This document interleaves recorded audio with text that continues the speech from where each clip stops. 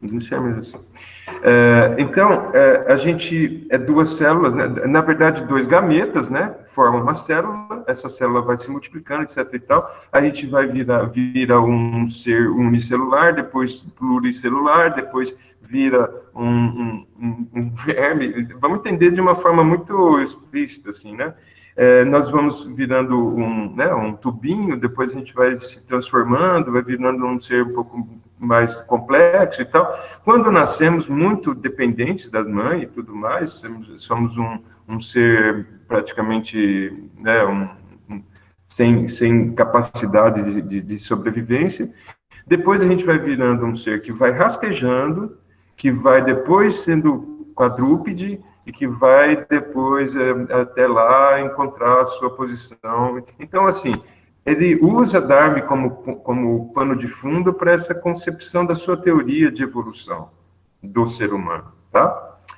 E aí, assim, para Freud, temos as fases, né? Então, começamos com a fase oral, né? Quando a criança mal sabe que existe, mas ela tem, na fase oral, começa, inclusive, quando ele tem fome, e aí ele vai pegar, vai tomar o peito da mãe, ou a mamadeira se a mãe não tem leite e tal, e vai fazer a sucção e vai sentir o prazer de alguma coisa que estava desconfortável, que era fome, e aí ele tem o que a gente chama de pulsão de vida, quando ele sente prazer. Até então era um estímulo, um instinto. E aí ele sente o prazer por tomar aquele leite e resolver uma coisa que não estava legal. Nesse momento, para Freud, forma-se a fase oral, porque ele tem a compreensão de que aquele evento, aquele momento, lhe dá uma ferramenta para ele viver. E essa ferramenta é porque é legal, e aí por isso pulsão de vida, e por isso a teoria do Freud em cima do prazer. Em seguida, vamos ser aqui da saúde e tudo mais, o outro momento importante para a criança é que ele chama de fase anal, porque ele percebe que entram as coisas, né, e depois saem também. E aí e na verdade, vamos dizer, para Freud é o seguinte, é como uma cebola, eu tenho a fase oral, eu não perco a fase oral, a fase anal vem e incorpora na minha compreensão de ser humano, de complexidade que eu tenho. Depois vem a fase fálica, que eu também percebo outras coisas, enfim, a evolução do ser humano é através de camadas, não é uma boa metáfora, mas é mais ou menos para vocês entenderem que conforme eu vou evoluindo, eu vou pegando mais e mais capacidade de compreender a vida, de compreender a complexidade da vida, certo? E nesse processo, eu consigo construir a minha vida, né? Em algum momento nada não é tão legal, em um momento é super legal, e aí eu vou aprendendo, eu vou descobrindo a minha forma de ser naquele planeta, né? Por que eu estou falando isso? Porque, assim, quando eu observo agora a pessoa lá na frente, ela pode ter aquele perfil daquele senhor, daqueles vários tipos de senhores, né? E eu também tenho o meu perfil, você também tem seu perfil, né? Então, qual que é o ponto que eu quero chegar? É o seguinte: se eu tenho uma possibilidade de viver cada fase da nossa vida, e aí vem, né? Eu falei o início da vida, mas aí nós temos a infância, a adolescência, maturidade. E aí alguém pergunta, qual então seria a melhor fase da vida? A infância, porque a criança é livre, não sei o que, tal. Não sei, talvez fosse mesmo a adolescência, porque eu estou descobrindo uma outra liberdade que é a minha até o Gaudense fala, né? A adolescência vai até a pós-graduação, né? Então, quer dizer, é relativo hoje em dia, socialmente mais debatida essa questão de adolescência e tal, etc. E tal. Não, a melhor fase é a maturidade, quando eu tenho aqui realmente independência e tal. Opa, mas aí, peraí, a infância não é tão independente assim, precisa dos pais. A adolescência não, tem o crivo, é super complicado. O maduro, ele tem os impostos para pagar, a casa para manter, não sei o quê. Então, assim, temos os altos e baixos, né? E aí, na terceira idade, não serve mais.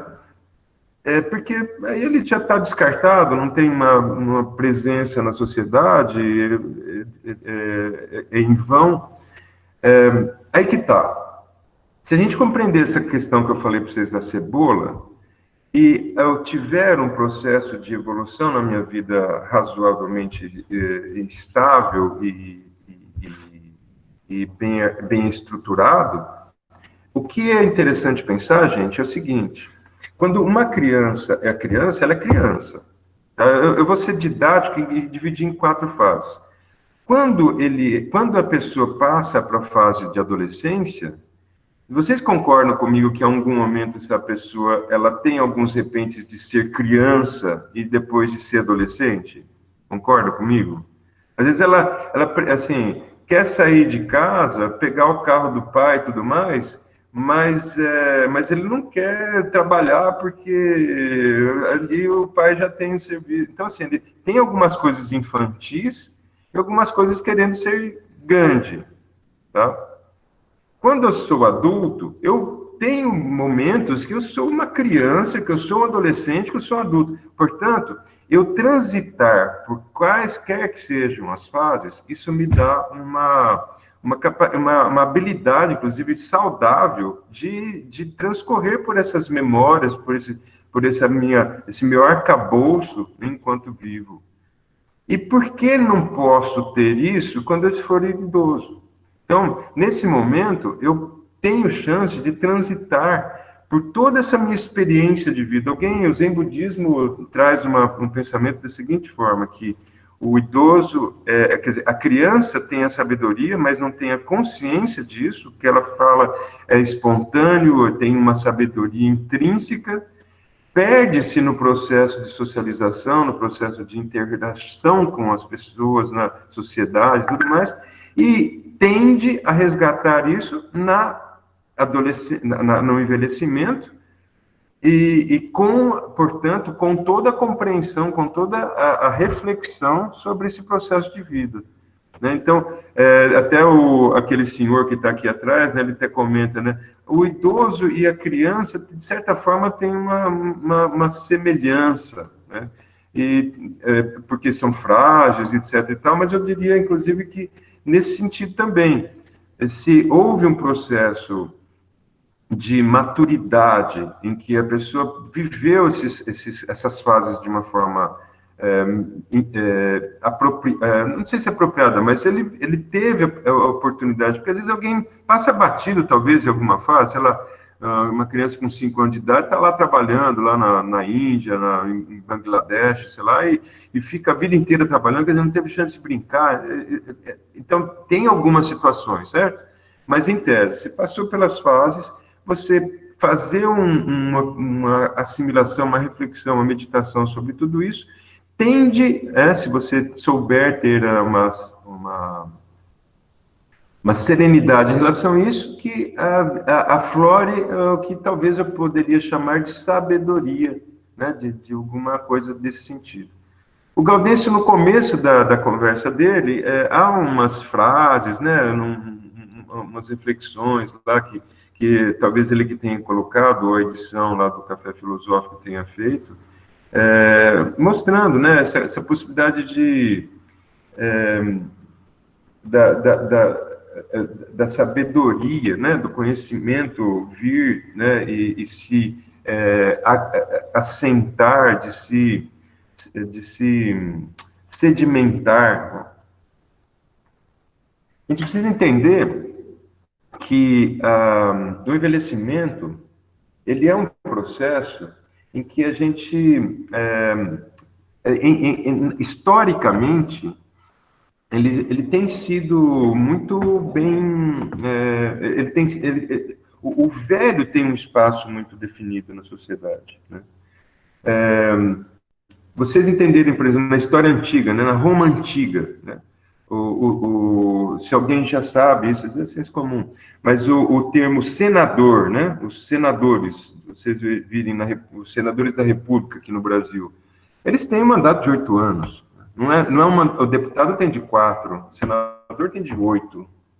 Por quê? Porque eles são menos, né? São menos senadores no Senado do que são 500 e não sei quantos lá deputados e 60 e poucos senadores. Quer dizer, há um número muito menor, porque o senador, a palavra senador vem de sênior, vem de velho, vem daquele que teve um processo dentro da comunidade, dentro daquela sociedade, compreende a sociedade de uma forma mais profunda, e aí ele se torna uma pessoa de referência para considerar a sociedade de uma forma saudável. Essa seria, em tese, o desenho de uma sociedade daquela que eu estou falando na Grécia Antiga, na Roma Antiga, certo? Eu tenho tido oportunidade e curiosidade, né? Eu tenho muito prazer em ter contato com parques nacionais, com natureza, assim, intensa, né? Fui à Amazônia, eu sou colecionador de parques nacionais, eu gosto de conhecer parques nacionais. A minha ambição seria conhecer todos do Brasil, conheço vários no Brasil. Mas não só a natureza, mas, vamos dizer, né, segundo algumas perspectivas, quando Cabral chegou aqui no Brasil, havia 6 milhões de habitantes, ecossustentável, sociedades que interagiam de uma forma razoavelmente bem estruturada em todo o território nacional. E aí vem o Branco com toda a sua empáfia e conhecimento da Europa, porque naquele momento a antropologia considerava o seguinte: havia três níveis de conhecimento de seres, né, humanos: os selvagens, os bárbaros e os civilizados, né? E hoje, né, até uma das coisas que eu queria explorar aqui, nós vamos entender que a sociedade ela existe todos somos contemporâneos.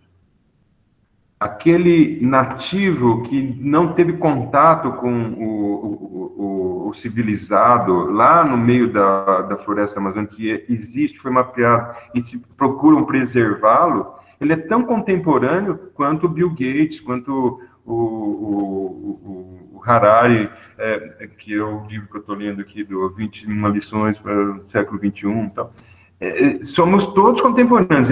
Há um contexto, um composto de todos que estão aqui que fazem a contemporaneidade. Portanto, o recém-nascido e o idoso são contemporâneos. O idoso está aqui para contribuir de alguma forma, o recém-nascido está contribuindo também, né? Essa é a visão antropológica, sociológica atual, certo? Então, as sociedades nativas, né, fui nos Runicuni, lá no norte do Acre, né, na parte mais ocidental do Acre. Eu cheguei a varar o Brasil, parei lá no Peru, que tem parentesco um com o outro, né? Está lá, o idoso é uma pessoa respeitada na comunidade. Também estive numa sociedade chavante, né? Os idosos são respeitados, toda a comunidade ela considera a presença daquele indivíduo como uma referência, mesmo porque uma das tradições muito fortes dos nativos é a contação de histórias. Vão contando as suas histórias e as crianças vão em volta, ficam ouvindo, ficam lá respeitando e tal. Há toda uma definição das fases de vida definidas através de rituais, né? Então tem o ritual os chavantes, eles furam a orelha, ficam um toquinho, uma torazinha na orelha, varando a orelha, né? Aquilo acontece em torno dos 5, 7 anos. Ali já é a definição daquele momento dos 7 anos, né? Depois ali aos 18 anos ali tem um ritual para os adolescentes, para os novos, os jovens. E eu, inclusive, participei do UAA, que está com uns 30 e poucos anos e tal, que era já um ancião, aquele que era o último ritual, inclusive, dele, né? Então, assim, muito demarcado cada momento, tá? Então, isso posto, historicamente, a gente tem uma posição do idoso bem definida e, de certa forma, com uma relevância, né? O idoso tem uma relevância. Agora, vamos entender aqui que eu estava falando para vocês também, eu queria explorar um pouco a questão da estatística.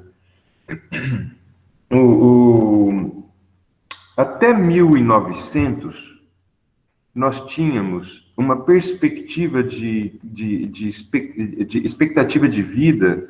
Eu não vou ser preciso, tá?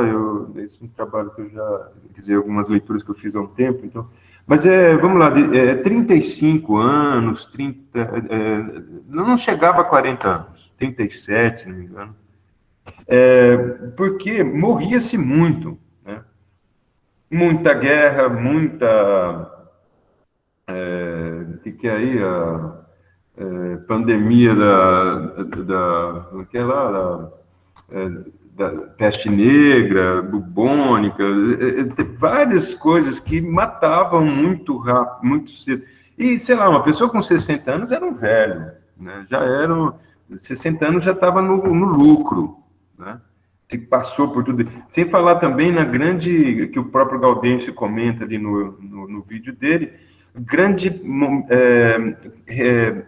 mortalidade infantil, né? Então, era um filtro forte, né, você viver nesse planeta. A partir de 1900, o negócio foi exponencial, né? De 37 anos, nós hoje experimentamos uma tendência em torno de 70 anos, dependendo do extrato social, dependendo do país, da região que você vive aqui no Brasil, ou como falei, em Bangladesh, sei lá o quê.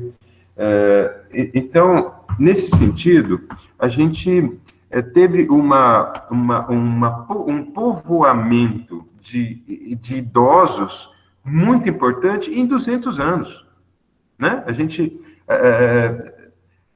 1900, não, nem isso, né? 1800, eu estou observando aqui o panorama e quero que vocês me acompanhem nesse sentido, de que há uma evolução, né, da expectativa de vida muito importante em um curto espaço de tempo. Estou falando em 1900 de Jesus Cristo, gente. Mas o planeta existe há 60 milhões de anos. O ser humano na Terra está aí em torno de, sei lá, 40 mil anos, né, mais ou menos isso. Nós estamos aqui falando de 200 anos, há uma expectativa de vida absurdamente exponencial, forte para envelhecimento, né? E há um outro fenômeno que ele se sobrepõe sobre esse, tá? Então, em 1900, nós chegamos ao primeiro bilhão de habitantes no planeta. E nesse processo de 200 anos aqui e tal, o planeta estourou para 7 bilhões. Né? Então, assim, houve uma transformação, né, dessa crosta terrestre com a presença desse bichinho chamado ser humano, que impactou enormemente em vários sentidos. A gente está aí vendo as discussões sobre ecologia e tudo mais, mas esse aqui é um aspecto que fica meio que não tão compreendido ou não tão observado, mas que é fundamental no efeito que está acontecendo. Nós, então, tivemos um povoamento do planeta muito forte em pouco tempo e o envelhecimento dessa população também muito forte. Tá? Tudo bem? Alguém quer fazer algum comentário, alguma colocação? Estou aqui trazendo reflexões e estamos juntos. Tudo bem? E agora nós temos uma outra coisa que está se interpondo. De novo, eu recomendo o livro do Harari, né, que escreveu o Homo Sapiens, o Homo Sapiens, o Homo Deus, e agora ele escreveu esse 21 lições para o século XXI. E é meio assim, ele é meio profético, meio apocalíptico até, né, falando. Então, assim, mas vamos lá. Ele é uma reflexão, uma meditação profunda sobre esse momento que o planeta passa, né? Mas há mais uma sobreposição aqui, que é o seguinte: até então, o conhecimento desse idoso e tudo, ele era visceral, ele era, vamos dizer assim, ele era natural, né?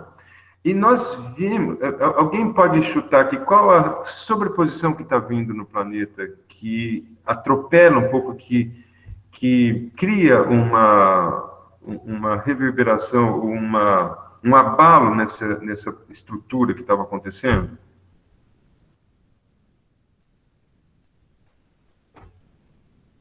O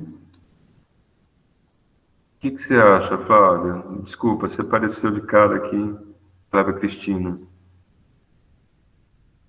Que outro fenômeno está acontecendo aqui também nesse mesmo momento? Professor, desculpa, eu não consegui, porque eu tô com fone, eu não consegui entender disso. Você pode repetir?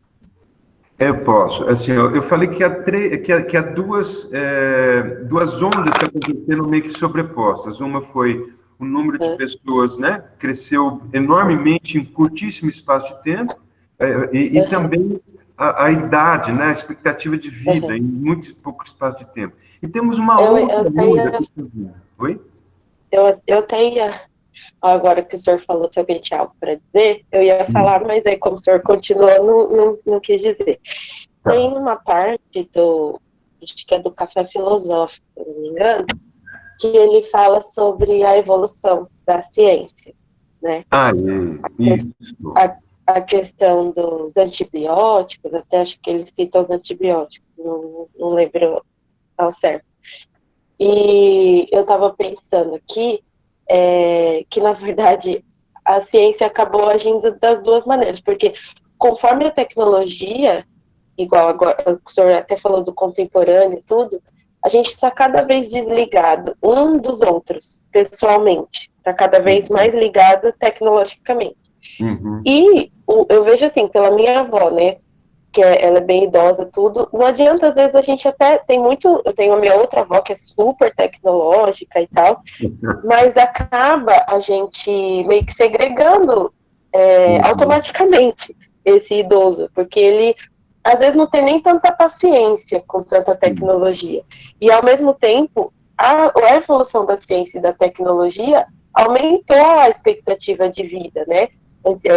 As medicações, os tratamentos médicos, até a forma, né, igual hoje em dia tem cuidador de idosos, pessoas que são, né, voltadas para isso. Eu não sei se era mais ou menos isso que o senhor... Mas, assim, foi esse o ponto que eu achei chave, assim, que a gente tem que ter, acho que, mais sensibilidade. Eu sou, assim, apaixonada pelos meus avós. Acho que todo mundo, a maioria é. E, às vezes, eu saía quando ela conseguia sair e eu via, às vezes, pegar um ônibus, eu morava em São Paulo, a dificuldade que era das pessoas compreenderem que, assim, ela precisava sentar, não porque ela estava doente ou não estava doente, porque por um contexto geral, entendeu? Não era uma coisa assim, e acho que as pessoas ainda estão um pouco de dificuldade, né, de entender isso. Ao mesmo tempo, a velhice, assim, hoje, ela às vezes nem parece uma velhice, né? A gente vê muitas pessoas com mais de 60 anos que elas, né, até o vídeo fala, eu não sou velho, eu sou, alguns consideram experiente, outros já falam, não, eu sou velho mesmo. Então, eu acho que a tecnologia, assim, as coisas de hoje em dia, eu acho que eles melhoraram a vida do idoso, mas ao mesmo tempo, de uma outra parte, eles deixaram eles mais separados, né? Não sei, é a minha opinião. Não, perfeito. Eu vou pensar aqui algumas coisas que você trouxe, que era justamente o que eu estava assim, tendo interesse, né, de trazer, e algumas coisas que você ainda contribui nessa coisa do idoso, da parte e tal, é por aí que eu queria chegar, que eu queria falar do advento da tecnologia, né? A tecnologia existe um livro chamado A Terceira Onda, né, que é antigo, um best-seller antigo. Ele vem falar que a primeira onda teria sido o desenvolvimento da tecnologia da agricultura, né? Então, isso demorou algumas dezenas algumas centenas de anos para se desenvolver, né, a tecnologia da agricultura, o ser humano perceber que cai uma semente, nasce, e de repente ele pode colocar algumas que se interessam para ele comer, isso criou um impacto importante na forma dele viver, porque isso transforma a forma do ser humano de, até então, coletor, né, e caçador, em começar a ficar sediado num lugar, então formam-se as vilas, as cidades e tal, ele vai fazendo um planejamento de vida com a agricultura, comer mais alimentos vegetais, né, e tal. Depois, a segunda onda teria sido a tecnologia da indústria, né? A Revolução Industrial, que foi aqui uma centena de anos aí e tal, muito menos aqui, né? De 1800 a 1900 aqui até agora, né? E vem a terceira onda, que aí o ponto que o autor quer dizer é que está havendo outro exponencial, né? A evolução do ser humano está se acelerando, né? E aí vem a questão da tecnologia, isso foi na década de 80, né? Nem tínhamos smartphone, mas ele já profetizou, né? Essa coisa da aceleração do processo de conhecimento, de evolução. Ele diz, inclusive, uma metáfora, está no livro, não sei, mas é uma metáfora mais ou menos assim, né? Mas isso aqui fica toda hora. Imagina no começo do século XIX, né, 1800 e pouco, tá? Eu tenho o que a gente poderia chamar de conhecimento enciclopédico, e aí seria assim, tinha, não sei se os avós de vocês tinham, o filtro, eu pego aqui o copo d'água, levo lá, abro a torneirinha, abro a água, encho o meu copo e bebo. Vamos entender que essa água significa conhecimento. Então, vou lá, pego meu conhecimento numa enciclopédia, na Barça, sei lá o quê, ou conhecimento enciclopédico seria conhecer tudo sobre tudo e tomar. Hoje, está ligado aquela mangueira de bombeiro, que precisa 3 segurando quando abre, de tanta força que ela tem, né? É mais ou menos isso, né?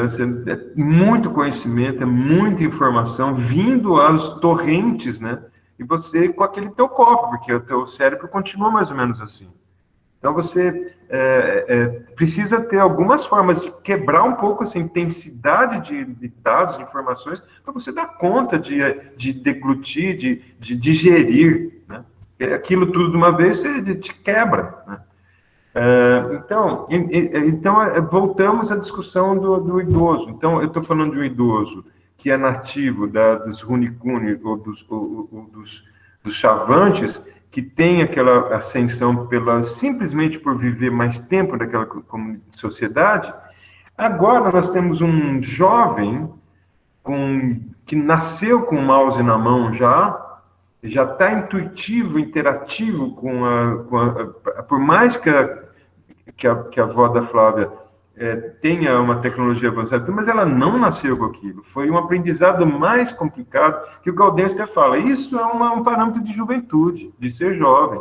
Eu me ponho para aprender como é que mexe com o smartphone, sei lá o quê. Isso estou me alterando. Lembra que ele fala, né, que a criança, ela faz a picada, né, no cérebro. As vias neurais, elas vão formando picadas. Depois eu vou dando uma limpada, porque eu vou andando mais nela e tal. Daqui a pouco eu vou passar um asfalto que vira uma estrada pavimentada. Mas lembra que ele fala lá, né?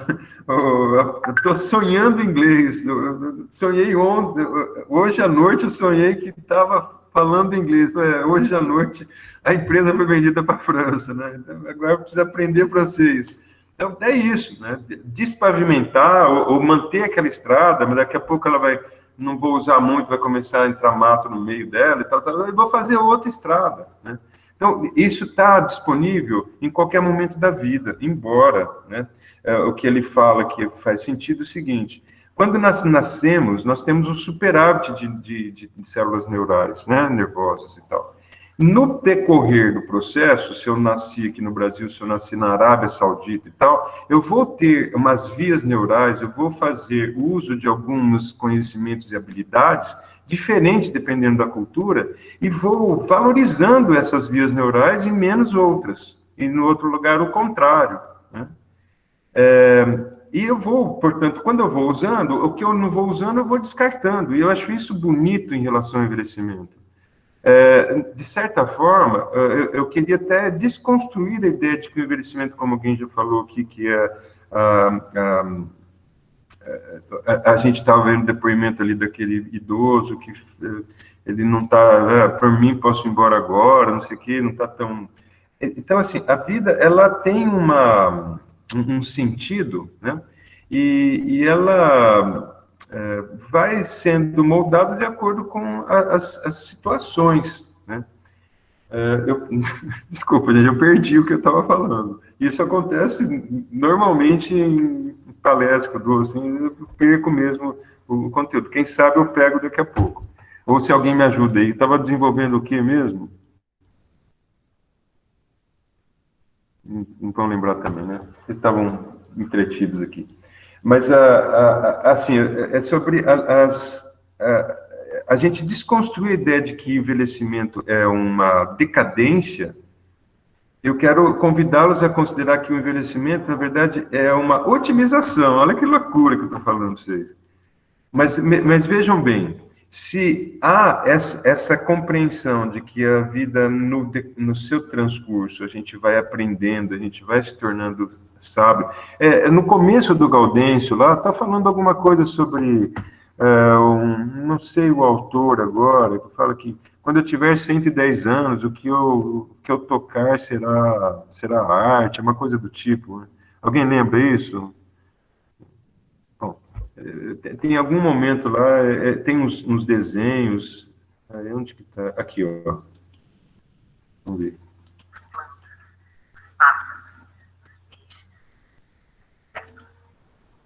Com certeza. Quando tiver 80 anos, terei realizado mais progresso. Aos 90, penetrarei nos mistérios das coisas. Aos 100, certo? Terei atingido uma fase maravilhosa. E quando tiver 110 anos, qualquer coisa que quebra, seja um ponto ou uma linha da vida. Então assim, nesse sentido, eu diria para vocês assim, que bonito poeticamente, mas vai ficar velho, como é que é isso? Pois é, mas acontece que se a gente perceber o seguinte, o rim, ele vai trabalhar 50% quando a pessoa tiver, acho que 70 anos, se não me engano. O fígado, mais ou menos isso também. Vamos dizer assim, a funcionalidade das vísceras, né, dos órgãos, ela vai entrando num processo de menos intensidade. Mas aí aquilo que, acho que foi a Flávia que falou da avó e tudo, a gente também precisa compreender que, eu lembro que o professor Rui, Santos Pinto, que montou o Cauê na faculdade, ele dizia, eu escolhi ter uns 45 anos, sabe? E vivi, e assim, é muito comum esse discurso, viu? Os 45 anos era uma fase que eu estava bem tudo, e eu vivi 45 anos durante os meus 50 anos depois. Ele está aí, não sei quantos anos que o Dr. Rui está, mas é uma figura interessante, é mais ou menos isso, né? Um tempo que ele escolheu. Aí 45 anos não é um jovem que sai um tiro de velocidade aí de 100 metros raso, não, mas ele pode também correr se ele quiser, ou, né, fazer sua viagem.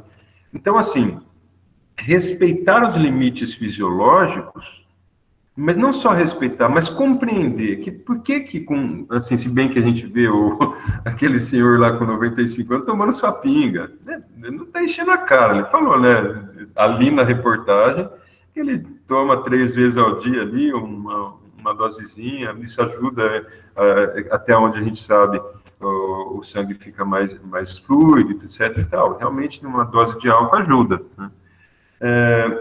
Então, assim, você compreender que com 90 anos, comer uma baita de uma feijoada com caipirinha e encher o bucho, né?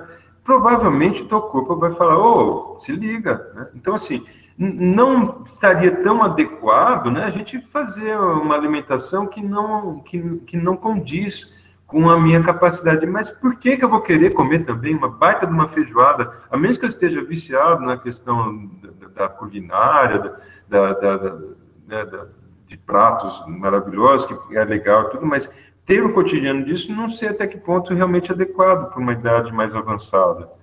Portanto, mas justificaria que ele teria uma alimentação mais leve, mais adequada para aquela idade.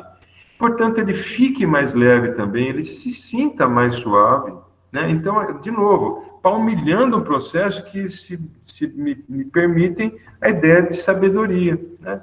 Vai ficando mais suave, mais leve. Existe um anátema zen budista que fala assim: o poder da palavra está no silêncio, né? Às vezes a pessoa, é muito comum, idoso, observando essa tecnologia avançando, esse jovem que tem, e com todo respeito a vocês, mas é comum a gente perceber no perfil do idoso, do jovem, uma certa empáfia, eu costumo dar um nome assim de ditadura da juventude, sabe? Porque o jovem, como ele está todo cheio de energia e todo motivado a fazer mudanças, fazer a sua transformação no mundo, ele está seguro de que ele sabe das coisas. E às vezes bate com um idoso que está nesse processo de sobreposições de fenômenos, como eu acabei dizendo para vocês, e observa um discurso enviesado de um jovem, ele provavelmente, talvez até realmente ele se retraia e fique na dele. Tá bom. Não cabe um debate, uma discussão, né? Ou se cabe, aí já entra com, você é velho, pronto, né? Porque o Gaudense também coloca uma coisa assim, o velho, porque é velho, né, em alguma outra discussão, talvez, porque o velho quis ver a bunda da menina, ele é safado. Agora, o adolescente que vê a bunda da menina é o cara descolado. Eu não estou sendo, por favor, hein? Acho que muito respeito, né? Aliás, as mulheres conquistaram grandes territórios e eu sou muito feliz de ver que o mundo está se tornando feminino, né? E precisamos mesmo ser ativos para que essa cada vez cresça mais. Não que a mulher domine, mas que haja o equilíbrio e a harmonia de quaisquer que sejam, né? O negro, o branco, né? A gente ter uma contemporaneidade. Acabei de dizer para vocês que somos todos contemporâneos, cada um com seu papel, né? A criança precisa ser respeitada, ela tem a participação na sociedade, o idoso tem o seu perfil para ter essa contribuição também, certo? Então, nesse sentido, dizendo para vocês da possibilidade do idoso de fazer o seu processo, de compreender que, conforme o corpo ajude ele, de certa forma, a serenizar-se, ele vai surfando esse processo de vida, né? E aí aquele negócio lá, quando tiver 110 anos, um ponto que seja, né, será a vida, será arte, será valioso. E essa coisa do poder da palavra estar no silêncio, alguém me disse também assim, um pouco diferente, foi assim, o poder da palavra não está. Eu tenho uma palavra que está envolta, que está embrulhada numa coerência com o que eu faço, né? Então, e isso fica cada vez mais evidente conforme a gente vai vivendo. Então, o idoso, você olha para o idoso, você sabe se ele é coerente ou não, né? Porque você vê a trajetória dele e é onde que ele está, né? Nesse sentido que eu acho que vale a gente pôr essa luz em relação ao que a gente está conversando, debatendo aqui, né, nesse tema de hoje, né? Sobre isso, eu acho que mais ou menos, sobre essa questão dos vídeos e tudo, eu acho que era essas explorações que eu gostaria de fazer. E eu gostaria muito de ouvir alguma pergunta, alguma soma aqui nas reflexões. Alguém, por favor, né, de novo, nesse convite de a gente aproveitar momentos para a gente se experimentar, interagindo publicamente, falando em um processo que a gente vai estar envolvido numa clínica, não sei quando, né, gente, mas a gente está ali interagindo. Professor. Oi. Eu só queria falar do artigo lá que o senhor mandou também. Tem uma parte que eles falam, assim, da comparação dos idosos, né, do homem e da mulher idoso. Tá. E mostra, assim, né, que geralmente a mulher, ela vai reclamar da prótese de aspecto de aparência, né? Da aparência, da estética, Então, né? ele vai ligar pela mastigação. Uhum. Aí depois ele mostra, né, que tem 3 tipos de prótese, né, que é da natural look, né, que da aparência natural, e dos que parecem uma prótese, é isso, né? Eu não sou muito fluente em inglês, mas... Não, mas que legal que você se esforçou para isso. Eu provoquei isso mesmo, gente. Tá? Mas, desculpa, continue falando, a gente já conversa sobre isso. Vamos lá. Não, era só para falar isso, que É isso? a mulher ela tem essa parte da estética, assim, né? E o homem idoso, ele não... Parece que ele não deixa de lado, né? E aí você tem aquele negócio que as pessoas geralmente falam, pelo menos aqui em casa a gente fala, né? O homem, ele envelhece de um jeito diferente da mulher. A mulher parece que ela se conserva mais, né? Na idosa. O homem, ele fica mais debilitado. E até quando a gente vai tratar, a gente percebe isso também, né? Bem interessante. Culturalmente, né, a construção que nós temos do gênero, né, feminino, masculino, né, para ser mais contemporâneo nisso. Mas, de fato, né, uma tendência, a gente vê, por exemplo, na DTM, né, no núcleo de DTM aqui da faculdade, que não é só no núcleo, mas estatisticamente, as mulheres têm muito mais sintomas de DTM do que os homens. Alguém fala que é porque os aspectos hormonais, ou porque a mulher se cuida mais, né? Acho que isso é um ponto importante. Ela vai em busca da atenção, né? Mas também dizer que, independente de feminino ou masculino, há também algumas reflexões, né, na questão do envelhecimento, que diz assim, nós, de certa forma, eu falei para vocês, né, o Dr. Rui escolheu ficar 45 anos durante mais 30 anos, sei lá. Na verdade, o envelhecimento não acontece, não é assim, sabe? Deu 60 anos, estou velho. De certa forma, o que tende a acontecer é o seguinte, a pessoa está muito bem, né? A saúde é silenciosa, né? Nós estamos saudáveis, nós estamos saudáveis, vou encher a cara, vou passear, vou fazer esporte radical, vou fazer nada, né? Durmo como, tranquilo. Agora, quando eu tenho um evento, né? Eu levo um tombo com 5 anos de idade, a criança é meio que uma bolinha de borracha, ela cai, ela levanta, né? Assim, depende, claro, da queda e tal, mas em geral, ela tá feita para cair mesmo, ela não sabe andar direito, ela cai normalmente. Só que com 70 anos, leva uma queda que, em tese, de certa forma, se a pessoa não é ativa, a musculatura dela está deficitária e tal, ela tem um acidente, quebra a epífise lá do fêmur, sei lá o que, pronto. Quebra a bacia, aí fica na cama, né? E aí, naquele momento, aquele episódio trouxe uma tsunami, trouxe uma avalanche aqui, de que estou velho. Agora, como é que... Entende? Até então eu tinha autonomia, até então eu tinha independência. Acontece um acidente como esse, eu estou velho. Eu demoro para recuperar, né? Alguém fala lá, a saúde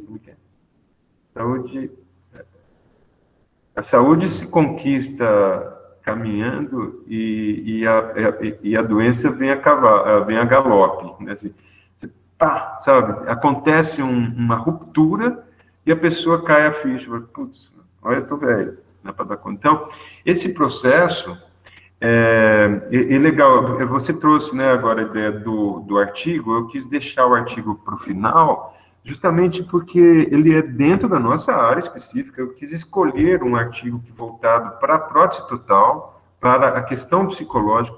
Esse nome no cronograma não era esse que eu costumava usar. Eu falava na psicologia do idoso. Então, assim, esse artigo, ele é um artigo escrito, se não me engano, por um pessoal da Índia, indianos, né? E a Índia é um país da BRICS, né? Brasil, Índia, são países emergentes, com uma baita população, maluco. Eu estive muito perto, eu visitei Bangladesh, que é um país que é fagocitado pela Índia, assim, de sacanagem. Foram os britânicos, né, que fizeram essa sacanagem para ficar uma certa tensão entre países. Então, assim, muito presente, né, essa coisa das castas, né, o idoso também tem uma certa ascensão na sociedade e tudo mais.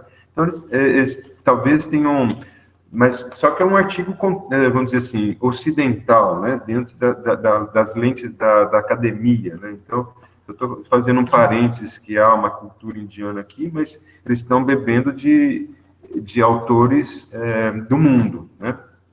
E então, várias provocações que eu fiz através. Primeiro, em inglês, né? Sacanagem. Pois é, cara, gente. Eu convido vocês a entender que esse canudo que vocês vão ganhar daqui um ano, um pouco mais, sei lá, não sei como é que vai ficar separado, mas ele é apenas uma alforria do escravismo de trabalhar de graça,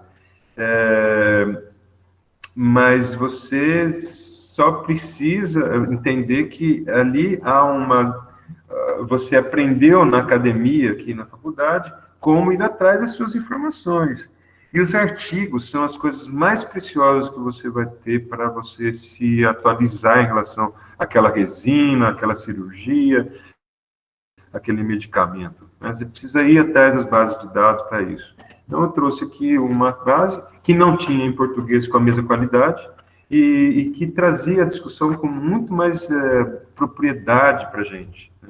Porque aqui, se vocês perceberam, o trabalho está ligado às formas de classificar, né? De fazer, porque assim, por exemplo, na psicologia a gente tem linhas, né, da psicologia. Então temos a cognitivo-comportamental. Falei para vocês lá no começo, né, análise de discurso. Eu vou vendo como é que a pessoa fala, os adjetivos, os substantivos que ela está usando e tudo mais. Isso constrói uma forma de ela estar vendo o mundo, quer dizer, ela vê o mundo e ela usa das referências que ela tem naquilo lá para se comunicar, né? Então, cognitivo-comportamental. Diferente da psicanálise, que é o que eu falei do Freud, que é aquela coisa conforme eu vou vivendo, estou tendo algumas coisas que não são legais, eu vou jogando embaixo do tapete, daqui a pouco não tem jeito mais, o negócio vem para fora. Tem linhas, né? Então, quando você fala, eu vou fazer o curso de psicologia, na verdade está errado, é psicologias, né? Porque eu vou estudar algumas teorias, nem todas, né? Eu vou me aprofundar um pouco mais de uma outra, dependendo do curso que eu estou fazendo. Então, assim, por exemplo, considera que o ser humano ele é fruto do sistema, do meio, né? Então, o meio esculpe o cara. Tem outros que falam que o cara vem, a priori, já traz um conteúdo e ele soma naquela sociedade para criar aquela sociedade daquela forma como ela é. Então, sabe, isso é uma discussão, inclusive, filosófica também, né? Mas aqui nós estamos falando sobre várias formas de compreender a psicologia do paciente desdentado, né? E algumas delas a gente vê interessante. Deixa eu ver, inclusive, deixa eu ver se eu consigo, gente. Peraí. Espera só um pouquinho. Eu só quero mostrar. Vocês tiveram aula de exame clínico semana passada, não foi? Sim. Foi, não foi? É isso, né, gente? Sim. Okay.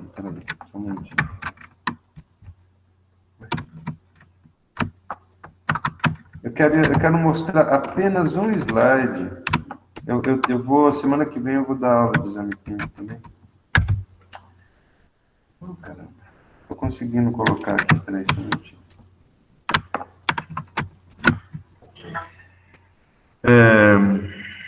É só um slide que eu preciso achar, inclusive, o slide. O meu pendrive está bugado.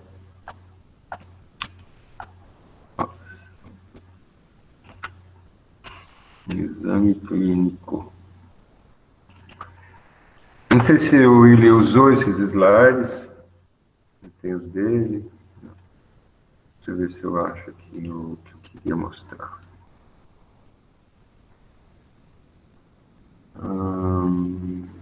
Eu até faço questão de ele ficar meio velhinho mesmo assim, porque... Aqui. Tá? Ele chegou a passar esse slide aqui para vocês?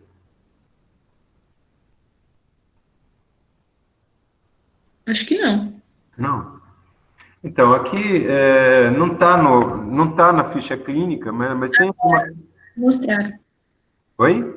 A Ana Carolina no chat falou que mostrou esse slide. Mostrou? Certo. Então aqui, em um campo lá da nossa ficha que vai virar prontuário, tem uma pergunta sobre a expectativa do paciente e tal. Ali, de repente, você até pode colocar receptivo, histérico, indiferente, negativista.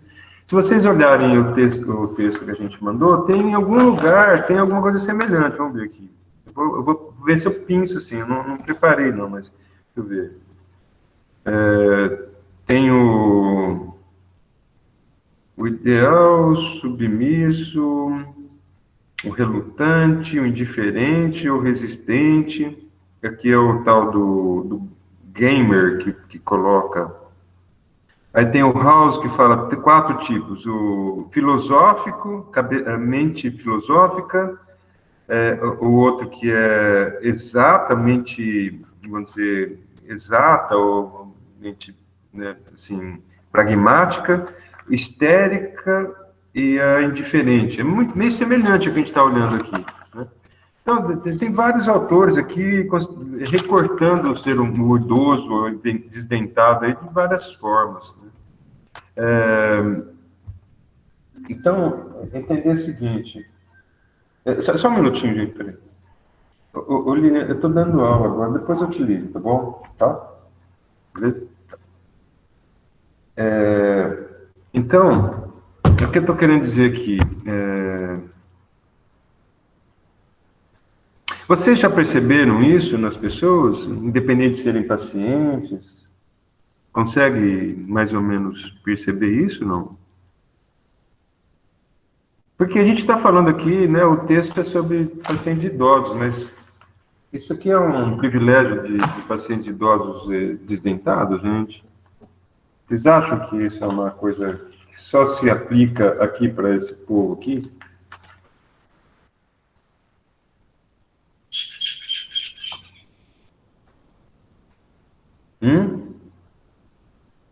Ele se encaixa para todos os tipos de paciente, né? E o que mais a gente tem na clínica, por exemplo, a maioria dos nossos pacientes são negativistas, né? Então... Por causa da experiência prévia. Por conta de ter sido desdentado, né? Eu sou um crítico, sabe? Na verdade, um crítico ao mesmo tempo uma redenção, né? Como é que fala? É uma volição, a gente quer fazer, porque assim, a prótese total é uma assunção da nossa parte de que a gente foi incapaz de mostrar ao paciente, àquele ser humano, que era possível manter esses dentes na boca, né? A gente foi, muito comumente, os nossos colegas foram extraindo, às vezes até sem necessidade, ou o paciente não tinha condições financeiras para fazer algum outro tipo de tratamento. Então, tem uma série de coisas que a nossa iatrogenia, nossa mutilação, né, levou o paciente a chegar nessa situação. E no texto, não sei se vocês lembram, pôde manipular esse texto, observa-se em algum momento ali que ele fala da perda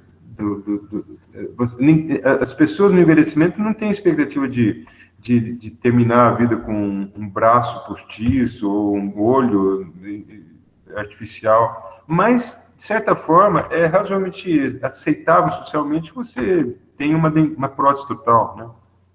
É menos impactante e tal, e, aliás, ela vai servir para mastigar mesmo um olho artificial, não vê mais, né, tal.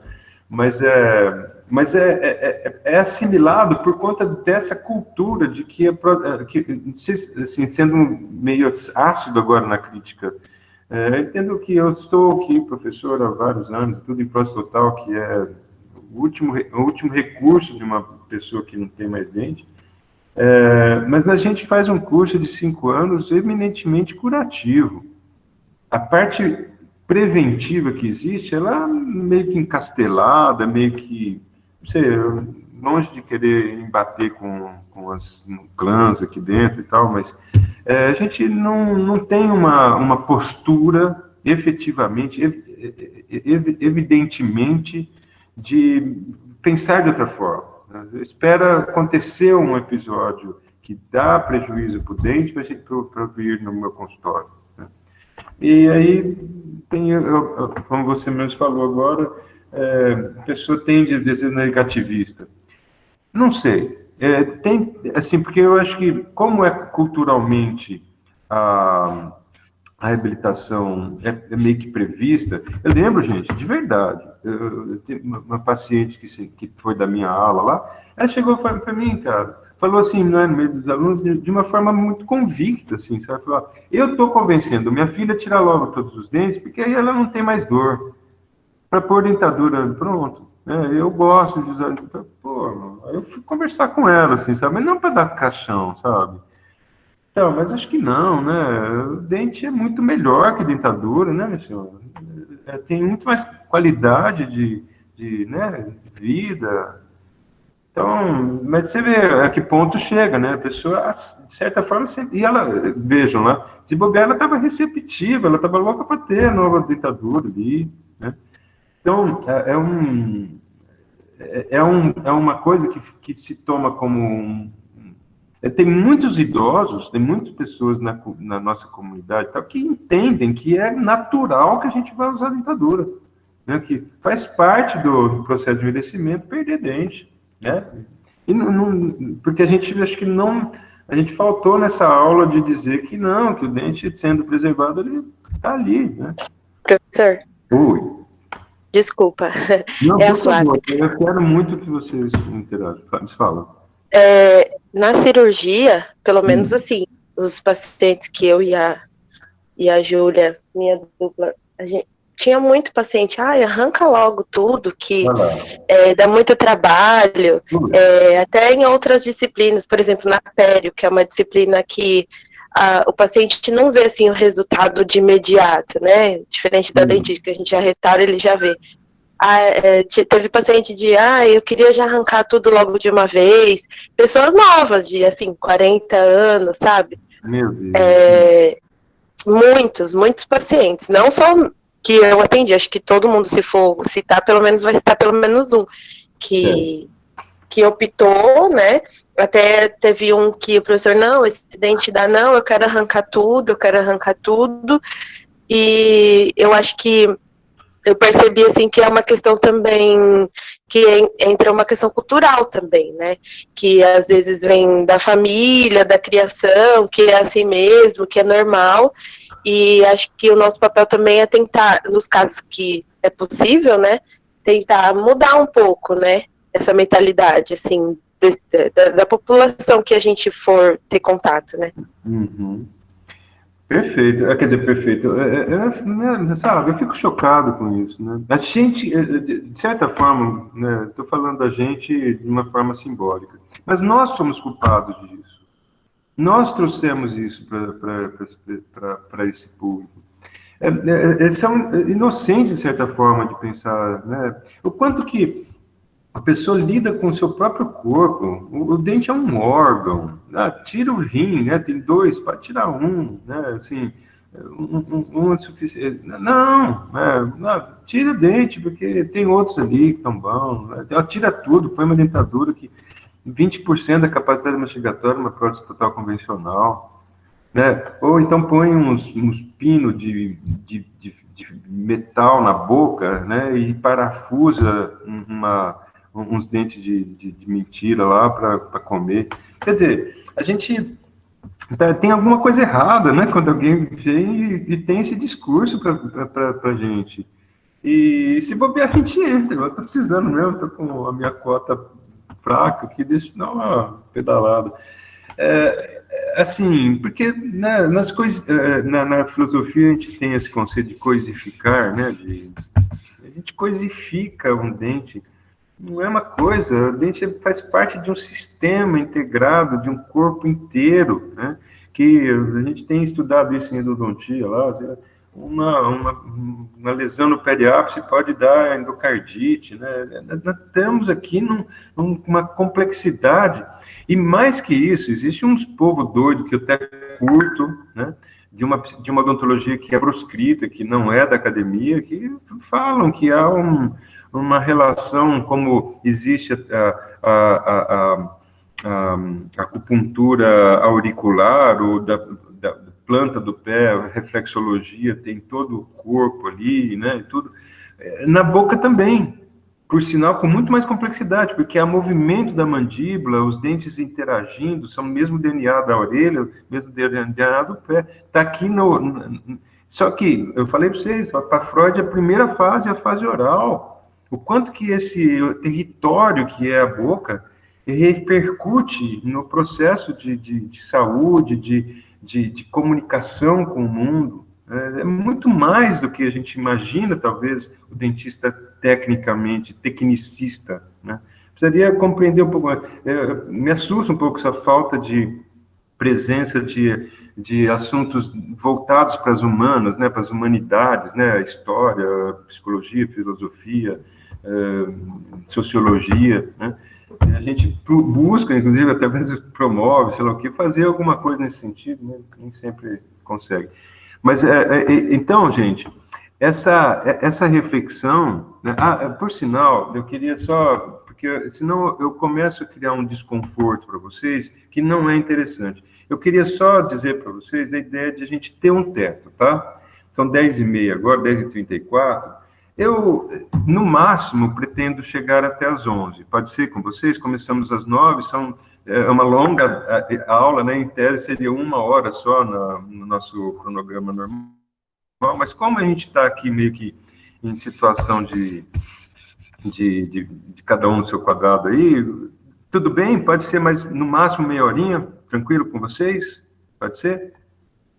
Se alguém não puder, bom, assim, eu ainda penso em alguma atividade aqui que eu quero postar depois no Classroom, para justamente valorizar a presença de vocês. Eu quero, não no sentido de ficar cutucando, mas eu acho que, assim, quem não está, sabe, a gente está falando aqui, estou falando, falta, né, empobrecida a presença das humanas, né, tem alguns governos aí que estão justamente querendo cortar essas áreas dentro da formação. Vamos para a tecnologia, vamos ser robôs, né? Vamos só consumir. Então, precisa ter a psicologia, a filosofia, né? Ela se alimenta dizem, né? O arcabouço da filosofia é alimentar-se de perguntas, não necessariamente com as respostas. O importante para a filosofia é boas perguntas feitas, né? Para que a gente tenha perguntas e ações sobre a pergunta, né? Eu faço uma pergunta e quero ir buscar a informação até, quem sabe, a resposta. Mas o importante é o processo de buscar, é o processo de eu me mexer para melhorar, né? Então, são esses instrumentais que vão ficando minados dentro de uma formação, né? Porque nós estamos aqui tendo um curso que é eminentemente informativo, né? Se fosse assim, a odontologia poderia ser ensinada, sei lá, em 2 anos, bem intenso, assim, tal. Mas não, o processo de 5 anos também, nesse decorrer, tem uma maturação, né? Vocês vão aprendendo nesse processo como é que vai caindo as informações, elas vão se concatenando, vão se encaixando, eu vou assimilando, vou me tornando um clínico através desse processo de aprendizagem, né? E nesse, é muito importante o reflexivo, né? Eu fazer uma reflexão sobre o que está vindo, se isso cabe realmente, se não cabe, fazer até um processo crítico em relação àquele conteúdo, né? Então, por isso aí a psicologia, que é justamente um processo crítico, é o estudo da psique humana, né? A psicologia é ciência, né? Gia seria ciência, estudo, né? Da psique, né? Psicologia. A gente está aprendendo aqui como é que pensa o nosso paciente idoso, mas eu queria utilizar isso como uma desculpa, né? Ou um migué aqui, de que, na verdade, a gente está aprendendo a compreender qualquer paciente que sente no seu consultório, né? Você use essa experiência que é rica, né? A clínica de prótese total é uma clínica de vários encontros com o paciente, em um longo período, né? Você começa a atender, vai fazer exame clínico, moldar, blá, blá, blá, blá, e vai instalar, e depois da instalação você precisa pedir recaudo do paciente para a instalação da prótese acontecer mais eficiente e tal.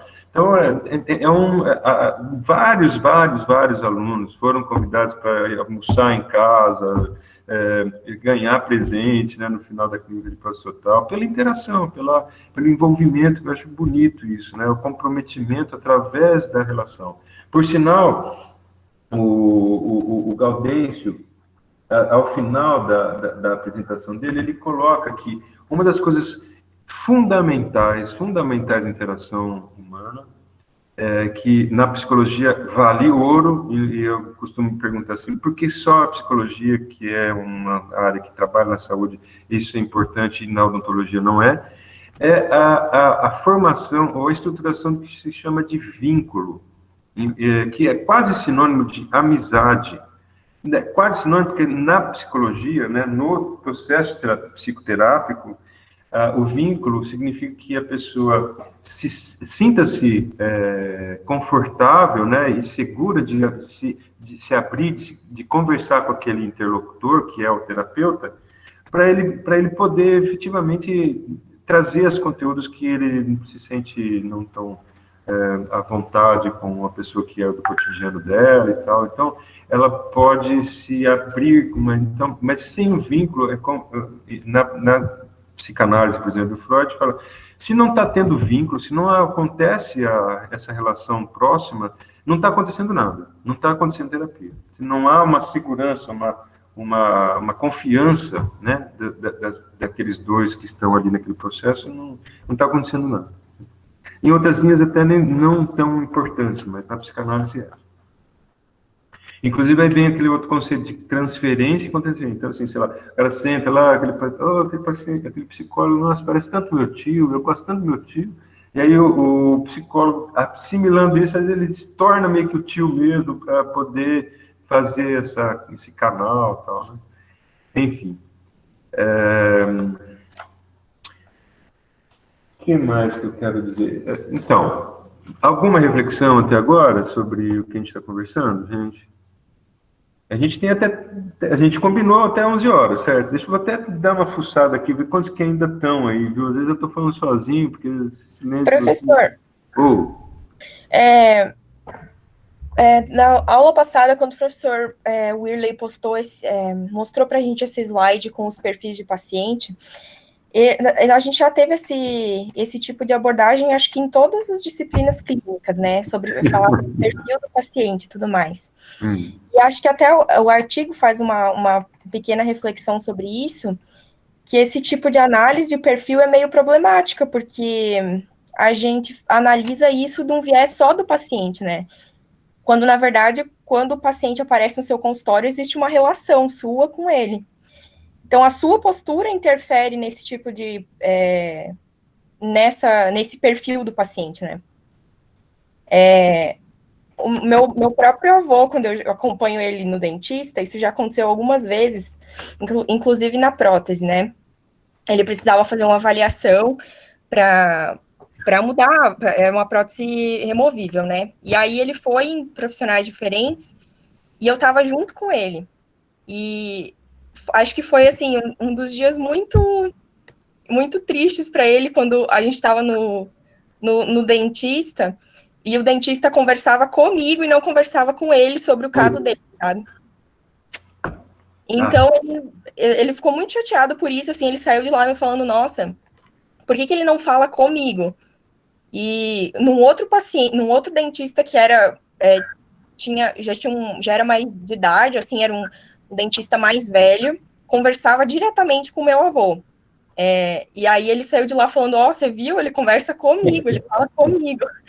Então, aparentemente, esse outro dentista que tinha idade próxima do meu avô, ele tinha muito menos recursos, assim, sabe? Ele tinha um equipo mais antigo, uma sala mais antiga, mas aquilo, o fato dele conversar diretamente com o meu avô, mudou o perfil de comportamento do meu avô no atendimento, e fez ele querer ser atendido por ele, mesmo que o outro dentista pudesse apresentar mais recursos e tudo mais. Então, sei lá, isso me faz pensar muito sobre essa psicologia do paciente ser diferente de acordo com a postura do profissional, né?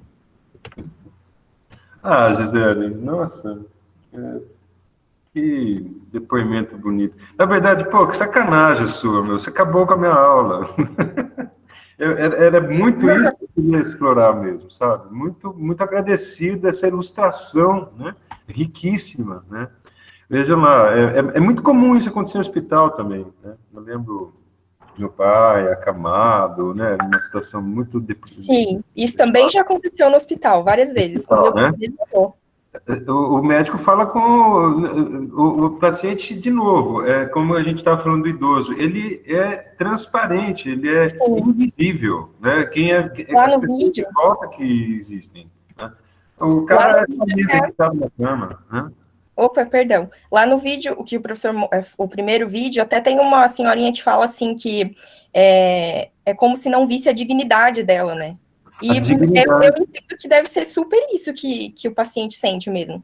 Meu avô se sente assim, se sente sem dignidade quando o profissional não fala com ele da própria saúde dele, sabe? Claro, claro. E reivindicar até, viu? Não é que tá, né? Que negócio. Pronto, você trouxe a ilustração, né? Pô, então o cara é um histérico, né? Pô, peraí, né? Mas você nem mesmo me traz um olhar, me considera.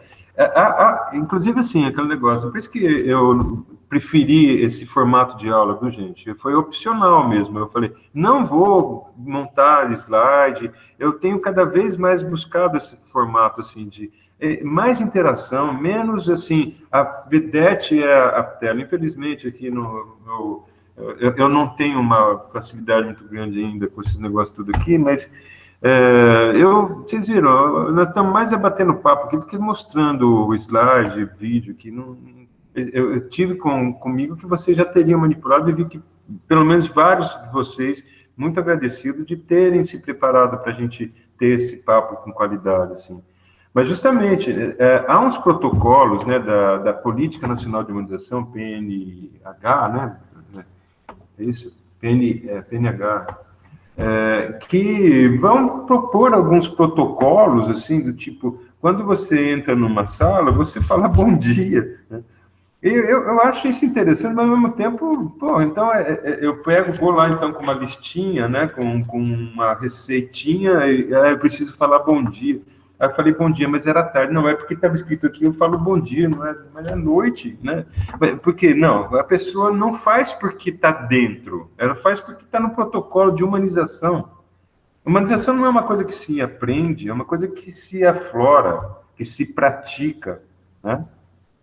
Então, você vê, o profissional que tinha mais idade, né? Não sei quais, aí é um contexto que não estava, né, para a gente analisar com mais profundidade, mas, por exemplo, ele viveu isso também, esse senhor profissional, e então ele já tem mais capacidade de interagir com seu avô, mas tem também o que a gente chama de uma habilidade comportamental da psicologia, análise de comportamento, fala das habilidades sociais, né? A gente ter a habilidade de se relacionar, de conversar, a habilidade social, uma das traduções, um dos sinônimos de uma habilidade social é você ser capaz de se expor, de se posicionar, de se colocar e preservar o meio ambiente que você está. Você não se não se mutila, né? Não vou ficar quieto aqui, vou morder corrente aqui para não dar treta, mas também quando eu me posiciono, eu não crio uma guerra, não crio essa moda hoje em dia agora de um antagonismo, de uma falta de tolerância, né, ultimamente. Isso me preocupa bastante, justamente às vezes até por falta de conteúdos que reflitam sobre isso, né? Então, pessoas ficam seguras do forma como pensam o mundo, e o outro que não pensa igual, manda joga no precipício, sei lá, manda para a cruz. É isso, né? Então, mas, você vê, talvez esse senhor que falou com o seu avô e tudo, ele tinha mais habilidade social, mais capacidade de interagir e compreender que aquele senhor está precisando de atenção, é ele quem está com a questão, né? Mas Sim, isso mesmo.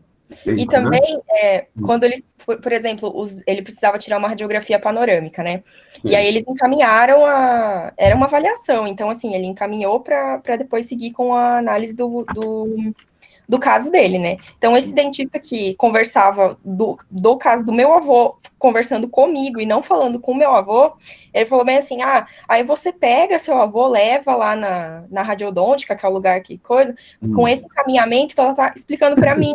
E o outro profissional, explicando pro meu avô, o senhor, bem isso, o senhor pega esse encaminhamento, vai lá na radiodôntica, leva, entendeu? E o meu avô, tipo, ele se sentiu inválido, porque, nossa, como assim ela precisa me levar? Eu dirijo ainda, é o meu carro, ela tá me acompanhando, ela não tá me trazendo, sabe? Então foi... Quantos anos seu avô tem? Tem 87, professor. Olha, e dirige, hein? Que beleza. Dirige. Pois então, é bem ilustrado. Olha só, gente, né? Assim, imagine você tendo isso, né? Agora, você tem 20 e poucos anos.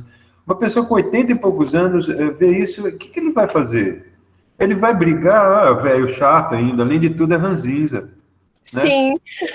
Então, é complicado um idoso responder a uma coisa dessa. E é comum, portanto, né? Diz que é uma das fases que mais tem crescido o suicídio é idoso. Né? Professor. Oi. Sou eu de novo, desculpa. Por favor. Isso que a Gi falou, eu lembrei de uma parte do vídeo e que eu também lembrei bastante. Um dos maiores medos, eu acho, do idoso é depender, chegar a uma fase que ficar dependendo de alguém. Igual aquele senhor que falou que a morte poderia vir hoje para ele. Ele falou assim, melhor do que eu, sei lá, dar alguma coisa e eu ficar numa cama, né? Até a Gisele falando sobre isso do avô dela, né? Tipo, eu dirijo, eu faço as coisas. Meus avós é a mesma coisa, minhas avós. O medo delas, igual eu tô dando trabalho, eu sempre fiz minhas coisas. Então, assim, pra gente parece até meio que, assim, pra algumas pessoas, né? Parece meio que natural você cuidar, né? Fazer as coisas. Mas eu acho que também quando eu tiver idosa, acho que vai ser o mesmo medo de depender, né? Parece que eles sentem como se estivessem atrapalhando e não como simplesmente um retorno, né, do que eles já fizeram. Claro que tem muitos idosos, muito comum a gente ver no hospital, tudo, igual às vezes minha avó fica internada, você vai, um idoso assim, olhando, às vezes numa UTI, alguma coisa assim, porque não vai ninguém, não vai visitar, né? Então, assim, acho que o maior medo deles também é se sentir dependente, né? Nesse sentido. Desculpa, é que eu tô com o slide. Quem que falou? É a Flávia. Oi, Flávia, sim. Então, bem importante isso que você está trazendo também, na minha humilde consideração, porque, assim, eu fiz odontologia em Piracicaba, né, fiz no Unicamp, e eu brigava comigo no nome de uma rua lá, né, tem um nome, em algumas cidades também tem, aqui não tem, a rua chama Boa Morte, né, eu falei, pô, que falta de criatividade, né, o nome de uma rua de Boa Morte, Rua Boa Morte. Mas, então, né, porque a gente às vezes tem a morte para os outros, né, todos, né, basta estar vivo para ganhar esse presente daqui a pouco. Mas Inclusive, já dentro de uma perspectiva dentro das 11 horas aqui, já começar a colocar para vocês, né? Uma sugestão que eu faço é, nesse processo de pandemia, de isolamento social e tudo, uma forma que eu entendo que é bem, né, bem oportunidade para a gente beber desses filósofos que estão aí disponíveis super na internet, o que eu chamo dos cabeludos, né? O Karnal, o Pondé, o Tasso também, o Clóvis também, né, os cabeludos barbudos, assim, né? E o cabelo, e o careca, né? Que é o Cortella, todo barbudo e cabeludo. E tem também uma que eu gosto demais dela, que chama Lúcia Helena Galvão. Ela é uma voluntária, ela não ganha 40 mil reais como Karnal para dar uma palestra.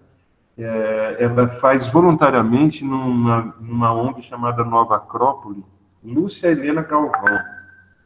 Eu não sei se alguém já conhece, mas eu sugiro super. Ela tem, assim, com todo respeito, ela parece uma dona de casa, assim, uma senhora muito, muito simples, muito, né? Mas com uma eficiência na palavra, uma doçura, uma poesia no falar, sabe? Muito interessante, vale considerar. E ela fala que ela tem uma trajetória, ela tem uma formação, acho, um curso, sabe? E ela traz justamente esse aspecto sobre a morte, sabe? Então, ela fala, a boa morte, no caso, vamos dizer assim, vamos imaginar, todos nós, em algum momento, segue para outro, sei lá onde, né? Tem um outro lá, o Gicovati, que fala assim, alguém fala, escuta, será que existe vida após a morte? Tudo assim. No momento oportuno, nós descobriremos. Até lá, tudo mais é conjecturas, né? Ou na ciência, que vai fazer conjectura, ou religião, ou filosofia.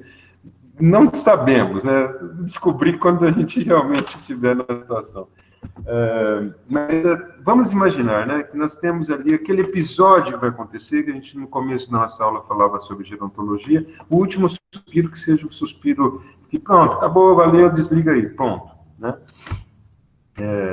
E se a gente consegue imaginar isso, não só na questão fisiológica, né, de que eu vou parar o coração, mas entender que naquele momento, que foi minha trajetória de vida, né? O que eu fiz? Quais foram as minhas obras? Qual foi a minha coerência? Né?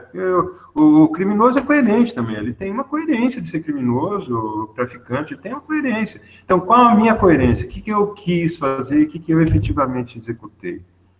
E aí ela fala, né? E aí você pega e rebobina a fita, então, para o hoje. Aí você fica com esse elástico, né? Quando é que você vai morrer e quando você está aqui agora. Talvez no meio do caminho aconteça outra coisa, tá? Mas é pensar numa boa morte, numa morte ideal, e o que eu estou caminhando hoje para chegar naquele momento e falar, eu construí, estou feliz, aconteceu, pronto. Aqui acaba o meu caminho, aqui nesse lugar, nessa gravidade terrestre, e sei lá o que vai acontecer. Pronto. Então, eu estou construindo esse pensamento para dizer assim, a ideia de que a gente quer ter o ideal de uma morte, não queremos falar muito disso, mas precisamos, em algum momento, refletir.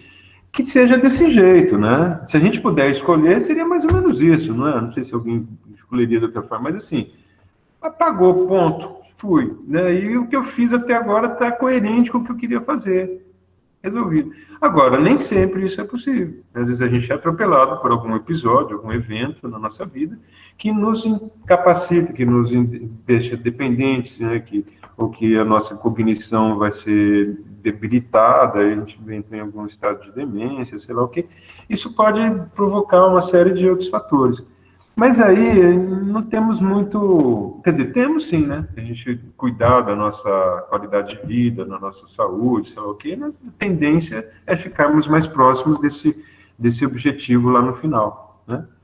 Mas, de qualquer jeito, trazer essa reflexão. Realmente é algo persecutório, né? Você vê lá na Mayra também, alguém fala lá, sabe? Eu só queria... não ter problema no meio do caminho aí, né? Realmente é chato, né? Putz, você ficar aí, tira ele daí, põe aqui, é ruim, né? É ruim. Mas aí não, sabe, podemos escolher e caminhar para isso. Se a gente chega nesse caminho até o final da forma como a gente queria, que bom, que honroso, né? No caso não, é também aceitar, né? Eu tenho um livro que eu li, A Última Grande Lição, um livro antigo também, que foi best-seller, que é um jornalista, eu acho, um aluno, um ex-aluno do professor que estava tendo aquela síndrome, ela, né? Vai parando o corpo inteiro. E ele foi ter algumas entrevistas com esse professor durante o processo de evolução, né, da ela. E o professor foi aceitando de uma forma.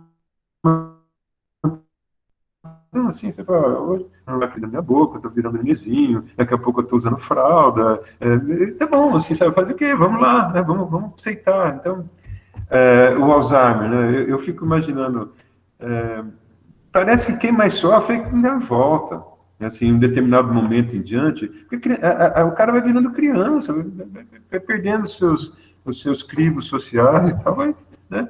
Ele mesmo talvez nem, sei lá, é ruim para quem está em volta. Então, enfim, né, acho que é uma outra discussão que a gente poderia até colocar, mas voltando para a nossa situação, que é a prótese total, houve uma falência aqui, houve uma decrepitude, houve uma morte, morreram todos os dentes, né? E agora a gente está aqui numa ideia, como eu falei para vocês, ao mesmo tempo eu acho uma assunção da nossa incapacidade de ter feito prevenção na boca do paciente, ao mesmo tempo a gente tem aqui a redenção de propiciar ao paciente um aparelho protético para ele poder minimamente conversar, sorrir e não ter vergonha de sorrir, não precisa pôr a mão na boca porque não tem dente, falar bem, né, fazer os fonemas bem límpidos e comer, né, e, portanto, assimilar o alimento com mais qualidade para que ele tenha mais uma longevidade da saúde dele e tal. Não tem tudo isso.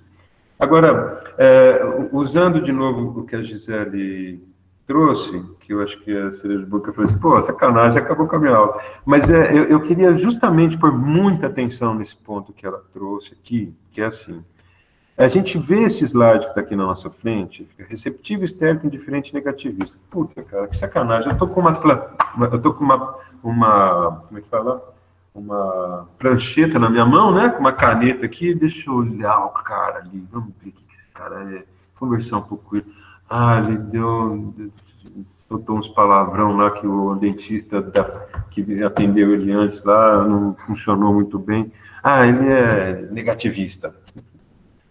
Sabe, o que eu quero trazer para vocês, para a gente fechar esse pensamento, essa reflexão hoje, é assim, ó, cara, sabe, quem mais que está nesse processo todo, hein, gente? A Gisele já trouxe, vai, alguém mais fala, quem mais está aqui nesse consultório?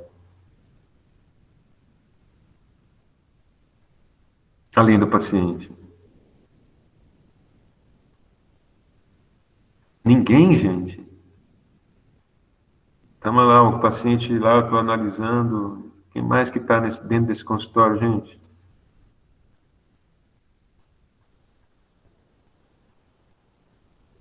Ai, que medo. Todo mundo foi embora? Era 11 horas que a gente tinha combinado, ainda não deu.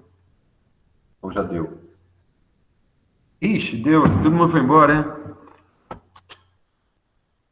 Hein, gente?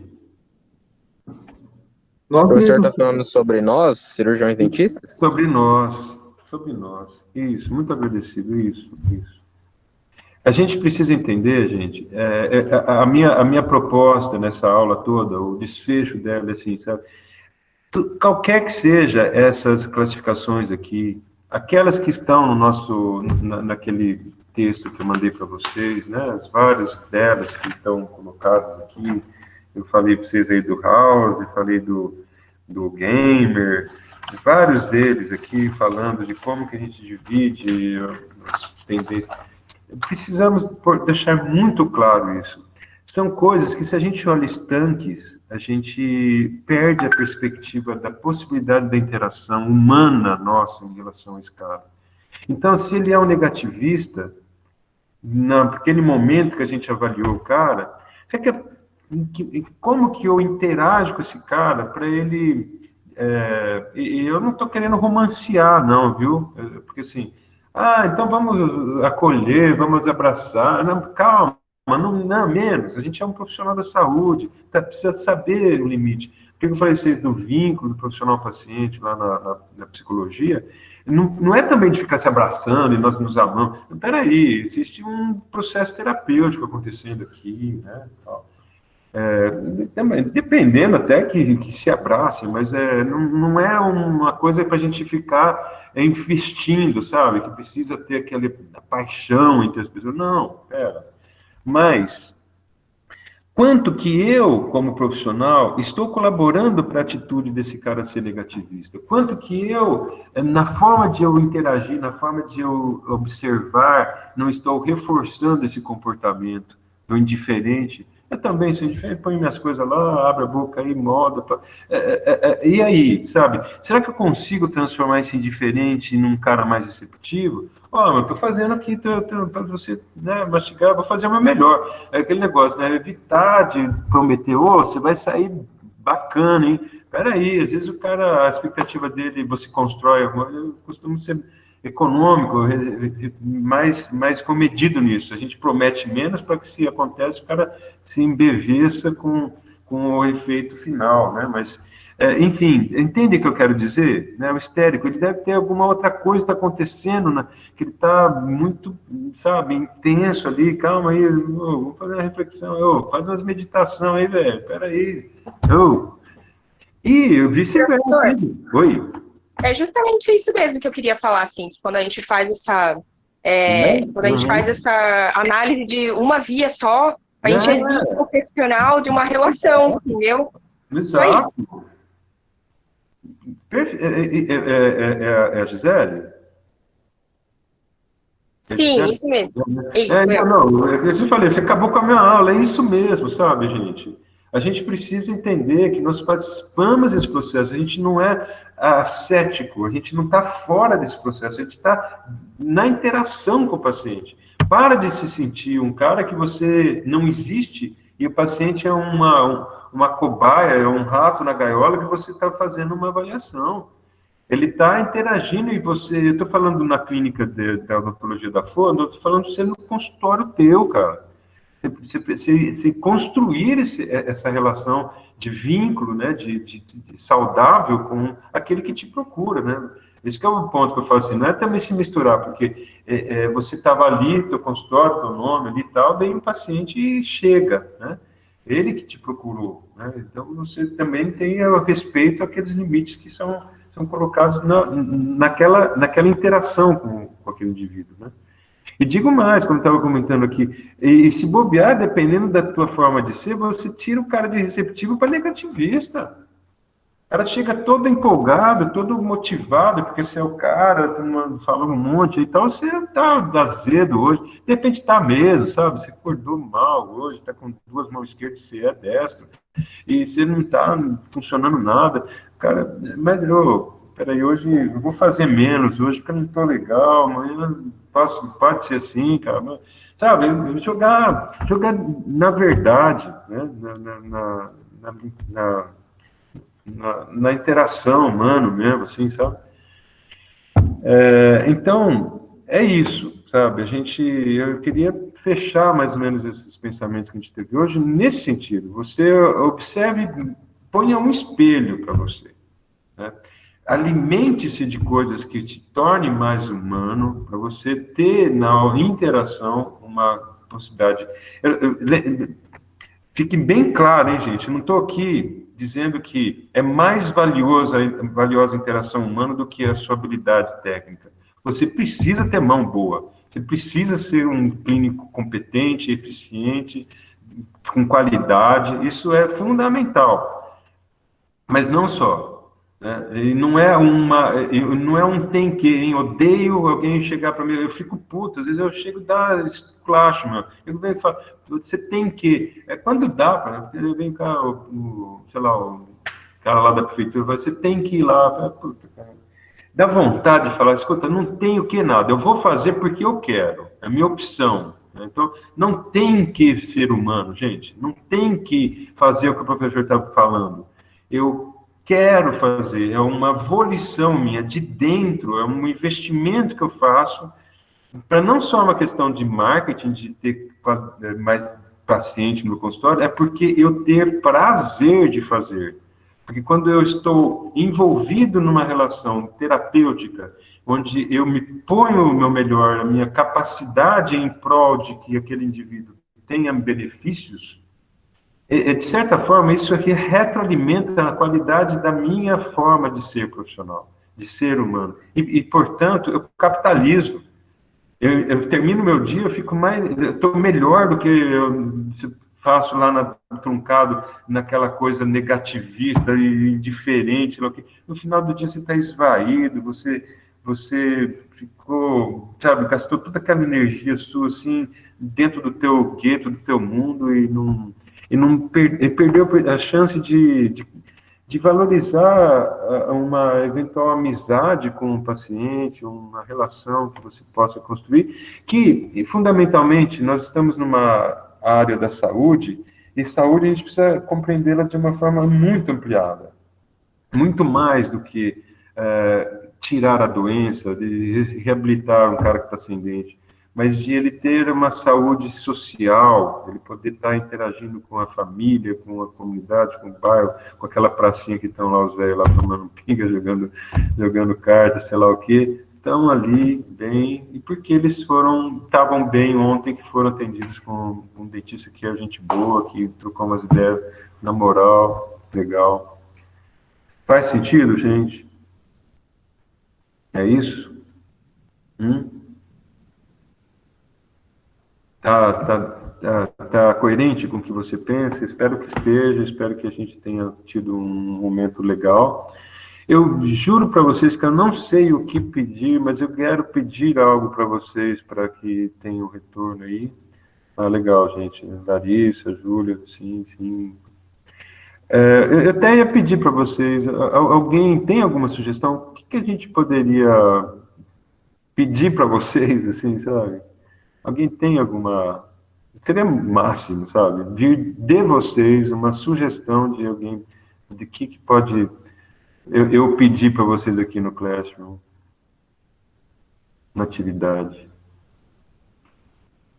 Ah, e se eu falar, depois os negros vão jogar pedra em cima de mim. Porra, fala, cara, seja você, né? De verdade, eu tô sem saber o que eu vou pedir.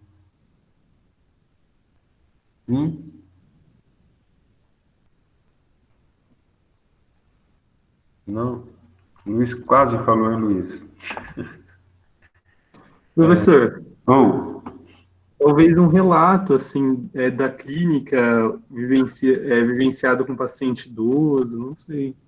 um relato de alguma situação de vocês na clínica. Ah, legal, ótimo. Um relato breve, um relato bem breve. Eu acho que isso, inclusive, se me permitem, eu até em algum momento posso até explorar, sem expor nome, sei lá o que, for o caso, mas ia ser muito útil, inclusive, para mim, né, numa outra oportunidade, com algum outro... Então, muito rico, gostei da ideia, Luiz. Acho que eu vou por aí, então, tá? Eu vou daqui a pouco eu já vou postar uma atividade aí, pedindo para você uma ilustração aí do que aconteceu contigo que tem a ver com esse tema, tá? Então, gente, muito obrigado pela atenção, muito agradecido, não evito esse negócio obrigado, não sou obrigado, agradeço a vocês pela oportunidade e estamos juntos aí, em outro momento nós vamos ter outras conversas, tá? Também agradeço, Thaís, Gisele, muito legal, Flávia, e todos mais, né? Um abração aí, cuidem-se, né? E vão, como eu falei para vocês, sugestão, procurem esses filósofos aí, nos youtubers aí, para a gente ficar firme, né? Na nossa humanidade, tá bom?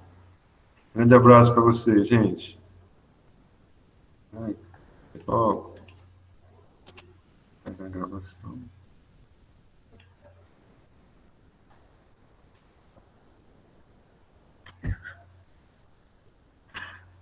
Por acaso,